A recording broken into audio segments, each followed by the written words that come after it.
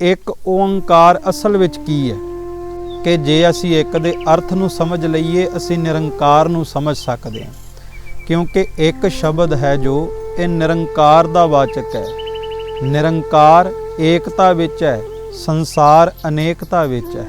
वाहिगुरू जी का खालसा, वाहिगुरू जी की फतेह। आस करते हैं तुसी सारे ठीक होवोगे। धन गुरु ग्रंथ साहिब महाराज सच्चे पातशाह जी दे पहले प्रकाश पुरब दिहाड़े नूं समर्पित आपां अज एक नवी शुरुआत करन जा रहे हैं। एक शब्द हर रोज़ सिखो ते सिखाओ, गुरबाणी दी महक घर घर पहुँचाओ। सो रोज़ाना एक वीडियो के माध्यम राहीं आपां एक शब्द दी विचार करांगे तां जो गुरबाणी दा ज्ञान वो आपां अपने जीवन दे विच रोज़ाना लागू कर सकीए कि सतगुरु ऐसे अनमोल शब्दां दे विच सानू की समझाउणा चाहुंदे आ। सो अज आपां शुरुआत करांगे एक ओंकार दी व्याख्या तो, क्योंकि एक ओंकार ये ऐसा अनमोल शब्द है। एक ओंकार ही सिੱਖੀ दी नींह है। एक ओंकार ये ब्रह्मंड दी नींह है। इसे करके गुरु ग्रंथ साहिब महाराज जी की बाणी विच आउंदा है, ओंकार ब्रह्मा उत्पत, ओंकार किया जिन चित। ये ब्रह्मंड की नींह वाला शब्द है। इसे करके इस शब्द नूं बीज मंत्र कहा जाता है। पर एक ओंकार असल विच की है? वेखो, सतगुरु गुरु ग्रंथ साहिब महाराज जी की बाणी की आरंभता एक ओंकार तो हो रही है, पर सतगुरु ने इत्थे सब तो पहला एक शब्द वरतिया। ते फिर एक शब्द भी ये नहीं कि अखरी रूप दे विच वरतिया होवे, बल्कि गणत रूप दे विच वरतिया। ऐसा ब्रह्म वाक दे दिता कि सानू एक दी सोझी होवे, क्योंकि ना साडी बिरती है असी एक अखर दे कई कई अर्थ कर दिंने आ। जे सतगुरु ईड़ी सिहारी कक्का लिख देंदे, हो सकता है कि इस शब्द दे लोग कई तरह के अर्थ कर देंदे, पर सतगुरु ने एक लिखिया। एक दा अर्थ केवल एक ही हुंदा, दूसरा नहीं। ते जेड़ा एक दे अर्थां नूं समझ लैंदा है, ये सच है कि जे असी एक दे अर्थ नूं समझ लईए असी निरंकार नूं समझ सकते हैं, क्योंकि एक शब्द है जो ये निरंकार दा वाचक है। निरंकार एकता विच है, संसार अनेकता विच है। जाप साहिब दे विच आउंदा है, एक मूरत अनेक दर्शन कीन रूप अनेक, कि परमात्मा एक है पर उहदे रूप अनेक ने।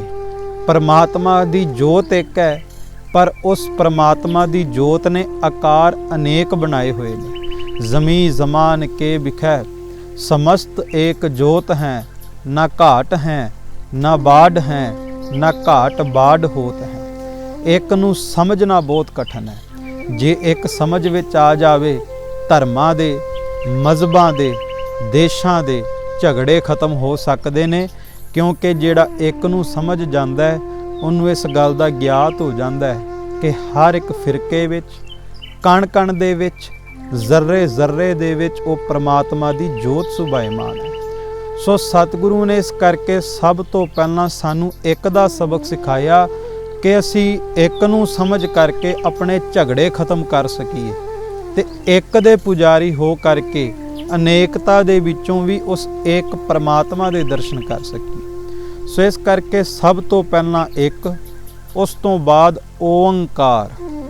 ओंकार शब्द नूं आद काल तो मन्निया जा रहा है। पुरातन शास्त्रां दे विच, वेदां दे विच, बोधियां दे ग्रंथां दे विच, जैनियां दे ग्रंथां दे विच भी ओंकार शब्द मिल जाता है। नर्मदा नदी के किनारे दे उत्ते एक ओंकार मंदिर भी स्थापित है, जिहड़ा कि 3000 साल पुराना है। सो इस करके जिहड़ा ओंकार शब्द है ये कोई नवा प्रचलित नहीं होया, प्राचीन समय तो है। ते ये भी मन्निया जाता है कि जदों अकाल पुरख वाहिगुरू परमात्मा ने कीता पसाओ, एको कवाओ, तिसते होए लख दरियाओ। जदों उस अकाल पुरख वाहिगुरू परमात्मा ने ये सृष्टि रची है, ब्रह्मांड रचिया है, उस वक्त जिहड़ी धुनी प्रगट हुई सी वो धुनी भी ओंकार दी सी। इस करके पुरातन धार्मिक ग्रंथां दे विच ओम शब्द लिखिया जाता है, पर पुरातन समय विच ਇਸ ਸ਼ਬਦ ਦੇ ਵਿੱਚੋਂ ਕਈ ਹੋਰ ਅਰਥ ਨਿਕਲ ਆਏ, ਜਿਵੇਂ ਕਿ ਓਕਾਰ, ਆਕਾਰ ਤੇ ਮਕਾਰ। ਹੁਣ ਓਮ ਸ਼ਬਦ ਦੇ 3 ਅਰਥ ਕਰ ਦਿੱਤੇ। ਲੋਕਾਂ ਨੂੰ ਇਹ ਕਿਹਾ ਗਿਆ ਕਿ ਇੱਕ ਜਨਮ ਦੇ ਰਿਹਾ, ਇੱਕ ਤੁਹਾਡੀ ਪਾਲਣਾ ਕਰ ਰਿਹਾ ਤੇ ਇੱਕ ਤੁਹਾਨੂੰ ਮਾਰ ਰਿਹਾ। ਇਸ ਲਈ ਤੁਸੀਂ ਇਹਨਾਂ ਤਿੰਨਾਂ ਦੀ ਪੂਜਾ ਕਰਨੀ ਹੈ। ਜਿਵੇਂ ਬ੍ਰਹਮਾ, ਵਿਸ਼ਨ, ਮਹੇਸ਼, ਇਹ 3 ਬਣਾ ਦਿੱਤੇ ਗਏ। ਪਰ ਸਤਿਗੁਰੂ ਗੁਰੂ ਨਾਨਕ ਸਾਹਿਬ ਮਹਾਰਾਜ ਨੇ ਕਿਰਪਾ ਕੀਤੀ, ਕਹਿੰਦੇ ਇਹ 3 ਜਿਹੜੇ ਨੇ ਨਾ, ਇਹ ਤਿੰਨਾਂ ਨੂੰ ਬਣਾਉਣ ਵਾਲਾ ਵੀ ਉਹ ਪ੍ਰਮਾਤਮਾ ਇੱਕ ਹੈ। ਇਹਨਾਂ ਤਿੰਨਾਂ ਤੋਂ ਪਹਿਲਾਂ ਉਹ ਇੱਕ ਪ੍ਰਮਾਤਮਾ ਹੋਂਦ ਵਿੱਚ ਆਇਆ। ਆਪੀ ਨੇ ਆਪ ਸਾਜਿਓ, ਆਪੀ ਨੇ ਰਚਿਓ ਨਾਉ, ਦੁਈ ਕੁਦਰਤ ਸਾਜੀਐ, ਕਰ ਆਸਨ ਡਿਠੋ ਚਾਓ। ਕਿ ਉਸ ਪ੍ਰਮਾਤਮਾ ਨੇ ਆਪਣੀ ਰਚਨਾ ਆਪਣੇ ਆਪ ਕੀਤੀ, ਕੁਦਰਤ ਸਾਜੀ, ਤੇ ਕੁਦਰਤ ਦੇ ਵਿੱਚ ਉਹ ਪ੍ਰਮਾਤਮਾ ਆਪਣੇ ਆਪ ਸ਼ੁਭਾਏਮਾਨ ਹੋ ਗਿਆ। ਤੇ ਸਤਿਗੁਰੂ ਨੇ ਕਿਹਾ ਕਿ ਪਾਲਣਾ ਵੀ ਪ੍ਰਮਾਤਮਾ ਕਰਦਾ, ਜਨਮ ਵੀ ਪ੍ਰਮਾਤਮਾ ਦੇ ਰਿਹਾ, ਤੇ ਉਸ ਤੋਂ ਬਾਅਦ ਸਮੇਟ ਵੀ ਪ੍ਰਮਾਤਮਾ ਹੀ ਰਿਹਾ, ਕੋਈ ਦੂਸਰਾ ਨਹੀਂ। ਉਤਪਤੀ ਵੀ ਪ੍ਰਮਾਤਮਾ ਦੇ ਹੱਥ ਵਿੱਚ ਹੈ, ਤੇਰੀ ਪਾਲਣਾ ਪੋਸ਼ਣ ਵੀ ਪ੍ਰਮਾਤਮਾ ਦੇ ਹੱਥ ਵਿੱਚ ਹੈ, ਤੇ ਤੇਰਾ ਅੰਤ ਵੀ ਪ੍ਰਮਾਤਮਾ ਦੇ ਹੱਥ ਵਿੱਚ ਹੈ। ਤੂੰ ਪ੍ਰਮਾਤਮਾ ਦਾ ਭਗਵਾਨ ਦਾ ਨਾਮ ਲੈ। ਤੇ ਮੈਂ ਇੱਕ ਹੋਰ ਬੇਨਤੀ ਕਰਦਾ, ਵੇਖੋ ਅੱਜ ਬੰਦਾ ਜਦੋਂ ਚਿੰਤਾ ਵਿੱਚ ਹੁੰਦਾ ਹੈ, ਸਟ੍ਰੈਸ ਦੇ ਵਿੱਚ ਹੁੰਦਾ ਹੈ, ਡਿਪਰੈਸ਼ਨ ਵਿੱਚ ਹੁੰਦਾ ਹੈ ਨਾ, ਸਾਨੂੰ ਇੱਕ ਭਟਕਣਾ ਲੱਗਦੀ ਹੈ। ਜਦੋਂ ਸਾਡੀਆਂ ਮੰਗਾਂ ਪੂਰੀਆਂ ਨਹੀਂ ਹੁੰਦੀਆਂ, ਅਸੀਂ ਦਰ ਭਟਕਦੇ ਹਾਂ। ਇਸ ਦਰ ਤੇ ਅਰਦਾਸ ਨਹੀਂ ਪੂਰੀ ਹੋਈ, ਦੂਸਰਾ ਦਰ ਲੱਭਦੇ ਹਾਂ। ਪਰ ਜਿਹਨੂੰ ਇੱਕ ਓੰਕਾਰ ਦੀ ਸੋਝੀ ਆ ਗਈ ਹੋਵੇ ਨਾ, ਉਹਨੂੰ ਪਤਾ ਲੱਗ ਜਾਂਦਾ ਹੈ ਕਿ ਜੇ ਮੇਰੀ ਪੂਰਤੀ ਹੋਵੇਗੀ ਤੇ ਇੱਕੇ ਪ੍ਰਮਾਤਮਾ ਦੇ ਦਰ ਤੋਂ ਹੋਵੇਗੀ, ਕਿਤੋਂ ਹੋਰ ਨਹੀਂ। ਸੋ ਇਸ ਕਰਕੇ ਇੱਕ ਓੰਕਾਰ ਐਸਾ ਬ੍ਰਹਮ ਵਾਕ ਹੈ, ਜਿਹੜਾ ਇੱਕ ਓੰਕਾਰ ਨੂੰ ਸਮਝ ਲੈਂਦਾ, ਸਾਧ ਸੰਗਤ ਜੀ, ਉਹਦੀ ਭਟਕਣਾ ਖਤਮ ਹੋ ਜਾਂਦੀ ਹੈ, ਉਹਦੀਆਂ ਚਿੰਤਾਵਾਂ ਖਤਮ ਹੋ ਜਾਂਦੀਆਂ, ਉਹਦੇ ਜੀਵਨ ਦੀਆਂ ਪਰੇਸ਼ਾਨੀਆਂ ਖਤਮ ਹੋ ਜਾਂਦੀਆਂ।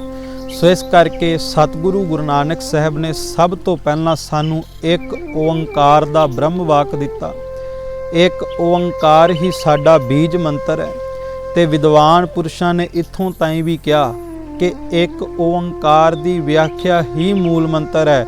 ਮੂਲ ਮੰਤਰ ਦੀ ਵਿਆਖਿਆ ਜਪਜੀ ਸਾਹਿਬ ਹੈ, ਜਪਜੀ ਸਾਹਿਬ ਦੀ ਵਿਆਖਿਆ ਗੁਰੂ ਗ੍ਰੰਥ ਸਾਹਿਬ ਹੈ, ਗੁਰੂ ਗ੍ਰੰਥ ਸਾਹਿਬ ਦੀ ਵਿਆਖਿਆ ਦਸਮ ਗ੍ਰੰਥ ਸਾਹਿਬ ਤੇ ਸਰਬਲੋਕ ਗ੍ਰੰਥ ਸਾਹਿਬ ਹੈ। ਸੋ ਕਹਿਣ ਤੋਂ ਭਾਵ ਇੱਕ ਓੰਕਾਰ ਬੀਜ ਮੰਤਰ ਹੈ। ਜਿਹਨੂੰ ਇੱਕ ਓੰਕਾਰ ਦੀ ਸੋਝੀ ਨਹੀਂ ਹੋਈ, ਉਹਨੂੰ ਕਿਸੇ ਹੋਰ ਵਸਤੂ ਦੀ ਸੋਝੀ ਵੀ ਨਹੀਂ ਹੋ ਸਕਦੀ। ਸੋ ਇੱਕ ਦੇ ਲੜ ਲੱਗੀਏ, ਇੱਕ ਦੇ ਚਰਨਾਂ ਦੀ ਆਸ ਟਿਕਾਈਏ, ਇੱਕ ਦੇ ਲੜ ਲੱਗ ਕੇ ਆਪਣੇ ਮਨ ਨੂੰ ਇਹ ਸਮਝਾ ਲਈਏ ਕਿ ਜਨਮ ਵੀ ਉਹ ਦੇ ਰਿਹਾ ਹੈ, ਪਾਲਣਾ ਵੀ ਉਹਦੇ ਹੱਥ ਵਿੱਚ ਹੈ, ਸਾਡਾ ਅੰਤ ਵੀ ਉਹਦੇ ਹੱਥ ਵਿੱਚ ਹੈ। ਵਾਹਿਗੁਰੂ ਜੀ ਕਾ ਖਾਲਸਾ, ਵਾਹਿਗੁਰੂ ਜੀ ਕੀ ਫਤਿਹ।